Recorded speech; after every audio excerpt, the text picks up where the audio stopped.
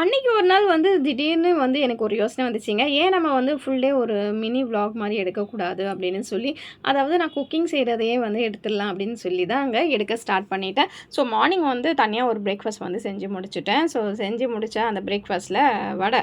அதாவது வடையா செய்யணும்னு நெனைச்சது போண்டாவா மாறிடுச்சு. ஸோ அதனால போண்டாவையும் எடுத்து வச்சிருக்கேன். இதையுமே வந்து செஞ்சு சாப்பிடணும்னு ஆசைப்பட்டு தான் செஞ்சேன். ஸோ அடுத்து பார்த்தீங்கன்னா, லஞ்சுக்காக வந்து லஞ்ச் பாக்ஸு வந்து ப்ரிப்பேர் பண்ண ஸ்டார்ட் பண்ணியிருந்தேன். என்ன பண்ணலாம் அப்படின்னா, கொஞ்சம் டிஃப்ரெண்ட்டான ஒரு ரெசிபி தாங்க இது. கொஞ்சம் கரெக்ட்டா நோட் பண்ணிக்கங்க. ஸோ ஃபர்ஸ்ட் வந்து ஆயில் போட்டுட்டேன், வெங்காயம் போட்டேன். வெங்காயம் நல்லா வதங்குனதுக்கப்புறமா இஞ்சி பூண்டு பேஸ்ட்டு போட்டுட்டேன்.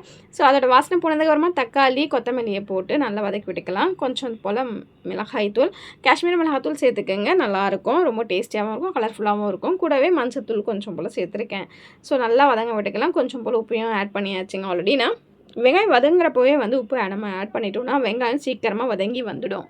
ஸோ சூப்பரா வந்து வதங்கி வந்துடுச்சுங்க. இப்போ இது கூட நான் என்ன சேர்க்க போறேன் அப்படின்னு பார்த்தீங்கன்னா, கேப்சிகம் தாங்க. ஸோ 2 மீடியம் சைஸ் கேப்சிகம் இருந்தது. அதாவது குடமிளகா. இத வந்து இந்த மாரி மீடியம் சைஸ்ல கட் பண்ணி, ரஃப்பா கட் பண்ணி ஆட் பண்ணியிருக்கேன். கொஞ்சம் போல தண்ணிய மட்டும் ஆட் பண்ணி, ஓரளவுக்கு லைட்டா மிக்ஸ் அப் பண்ணிட்டு, நம்ம மூடி போட்டு மூடி வச்சிடலாம். இத வந்து ரொம்ப நேரம் வேக வைக்கணும்னு அவசியமே கிடையாது. ஆல்மோஸ்ட் வந்து காய்கள வந்து நெறைய தண்ணி ஊத்தி நம்ம வேக வைக்கவே கூடாது. அதில இருக்கிற சத்துக்கள்லாம் வந்து சீக்கிரமாவே போயிடும். அதனால லைட்டா கொஞ்சம் தண்ணிய ஊத்தி வேக வச்சு எடுத்தாச்சுங்க. இப்போ இது கூட அடிஷ்னலா என்ன சேர்க்க போறோம் அப்படின்னு பார்த்துக்கலாம்.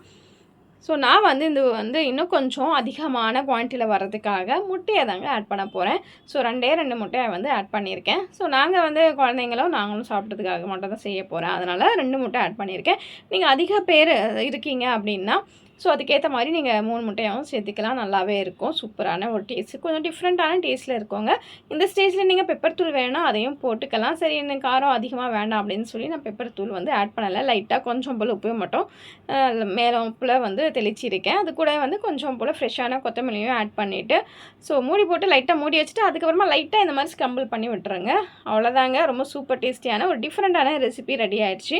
ஸோ கண்டிப்பா வந்து இது ரசத்துக்குலாம், சாம்பாருக்குலாம் வச்சு சாப்பிட்றதுக்கு அருமையா இருக்கும். ஸோ நீங்களும் இந்த மாரி ட்ரை பண்ணியிருக்கீங்களா இல்லையான்னு சொல்லுங்க. மெயினா வந்து சப்பாத்தியோட வச்சு சாப்பிட்றதுக்கு ரொம்பவே டேஸ்டியா இருக்குங்க.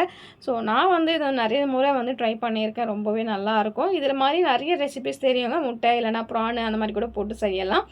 ஸோ லஞ்ச்சு சுட சுட சாதம், ரசம், கூடவே குடமிளகா, முட்டை பொடி மாஸ் மாரி செஞ்சுருக்கேன். மசாலா மாரி. அப்புறமா ஆஸ் யூசுவல் நான் சொன்னேன் பார்த்தீங்களா? மெதுவடை. ஸோ அந்த போண்டா வந்து எடுத்து வச்சுருக்கேன். ஸோ இதுதாங்க நம்ம வீட்டு லஞ்ச்சு. ஸோ லஞ்செல்லாம் வந்து எடுத்துகிட்டு கிளம்பியாச்சு குழந்தைங்க. ஸோ நைட்டு என்ன செய்யலாம் அப்படின்னு யோசிச்சுட்டே இருக்கிறப்போ தான் வந்து, ஸோ முந்தா நாள் செஞ்ச அந்த பன்னீர் ரெடி பண்ணி வச்சுருந்தேங்க. ஸோ பன்னீர் வந்து ஆல்ரெடி வந்து பால் இருந்துன்னு சொல்லி கொஞ்சம் போல் ரெடி பண்ணி வச்சுருந்தேன். என் பொண்ணு ஆல்ரெடி புக் பண்ணி வச்சுட்டு போயிட்டாங்க. சப்பாத்தியும் பன்னீரும் தான் வேணும் அப்படின்னு சொல்லி. அதாவது பன்னீர் பட்டர் மசாலாங்க.